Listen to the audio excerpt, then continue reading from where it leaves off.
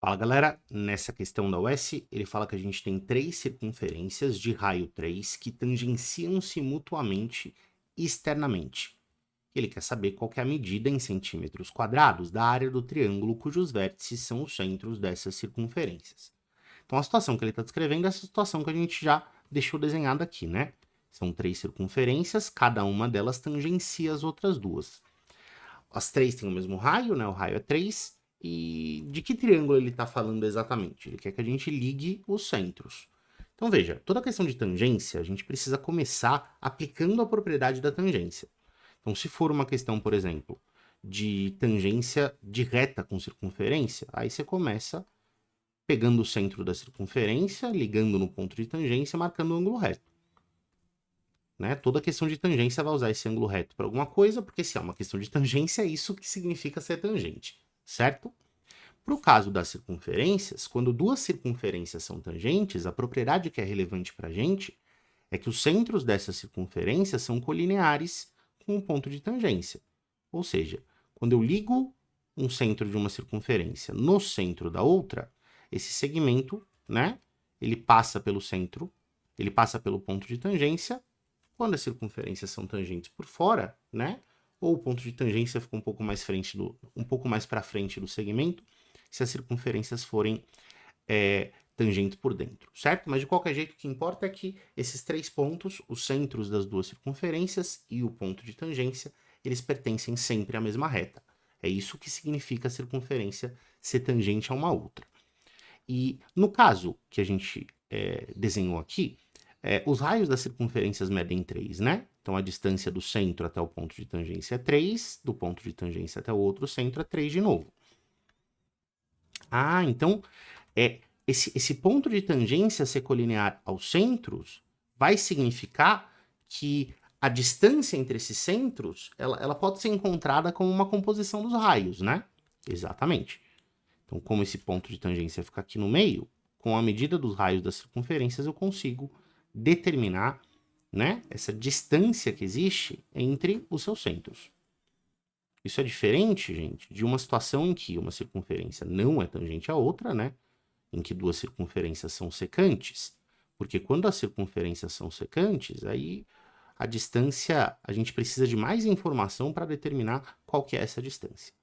Né? Então, por exemplo, se eu pego uma circunferência aqui e posiciono uma outra circunferência dessa maneira, a distância entre os centros vai depender de outras coisas além da medida do raio, né? Porque, beleza, eu tenho os dois raios, só que um raio fica meio que em cima do outro, né? Quando eu olho para a circunferência de baixo, o raio dela vem até aqui, o raio da circunferência de cima não começa no final do raio da primeira, ela começa ali no meio, e aí, sei lá qual que é o tamanho dessa parte que ficou sobreposta entre os dois raios, né? Então, nessa situação de circunferências secantes, determinar essa distância, né, esse segmento que a gente obtém de um centro para o outro, não é uma tarefa tão trivial. Eu vou precisar de outras informações em cima disso, enquanto que, no caso da tangência, a gente consegue estabelecer desde o começo. E, nesse caso, como as circunferências têm todas o mesmo raio, o que vai acontecer é que essas distâncias todas são iguais, né? E, portanto, esse triângulo, cuja área a gente precisa calcular, é um triângulo equilátero.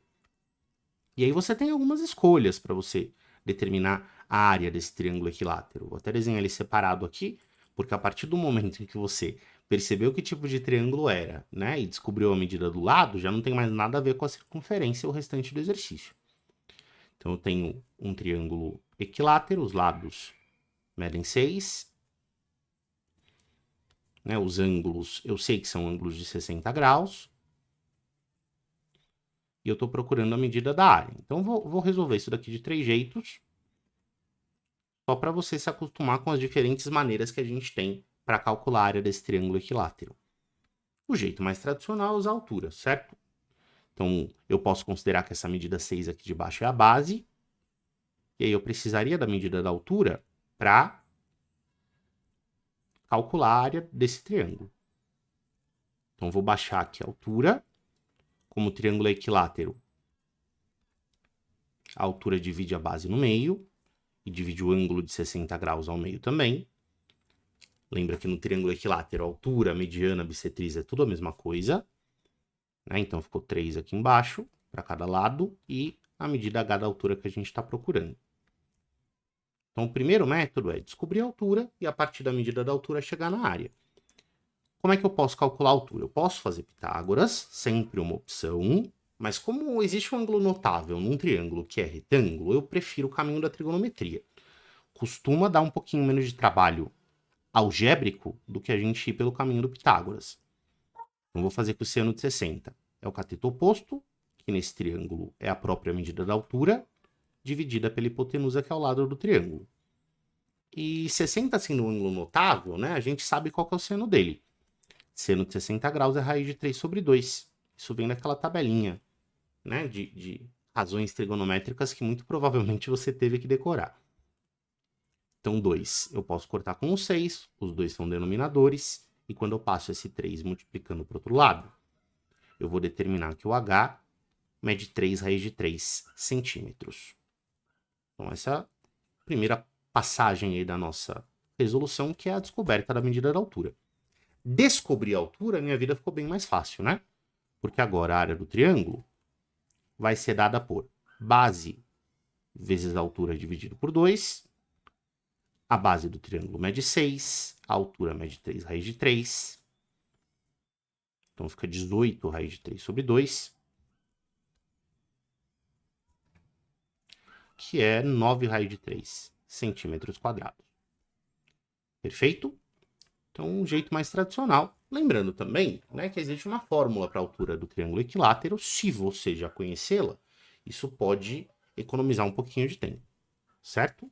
A altura do triângulo equilátero pode ser escrita como lado raiz de 3 sobre 2. Beleza? Segunda opção é usar uma relação bem especial para o cálculo da área, que é dizer que a área de um triângulo é metade da medida de um lado vezes medida do outro, vezes o seno do ângulo que é formado entre esses dois lados. Para esse triângulo especificamente, né, os dois lados que eu quero usar, pode pegar esses dois aqui, por exemplo. Então, os dois lados medem 6. E o seno de 60 eu sei que mede raiz de 3 sobre 2. Esse é o meu método preferido para achar a área do triângulo equilátero, né? Porque você não precisa buscar altura, procurar nenhuma outra informação, você já tem todas as informações desde o começo.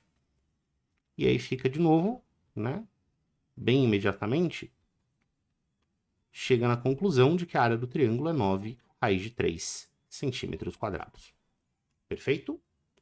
E a terceira e última maneira é lembrar que para a área do triângulo equilátero também tem uma fórmula que me permite chegar nela direto, né? A área do triângulo equilátero é lado ao quadrado, raiz de 3 sobre 4.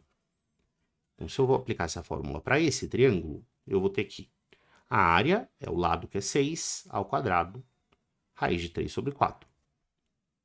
6 ao quadrado é 36, que dividir por 4 vai ser 9, assim como as outras respostas. Beleza? Espero que você tenha gostado da resolução. Até mais.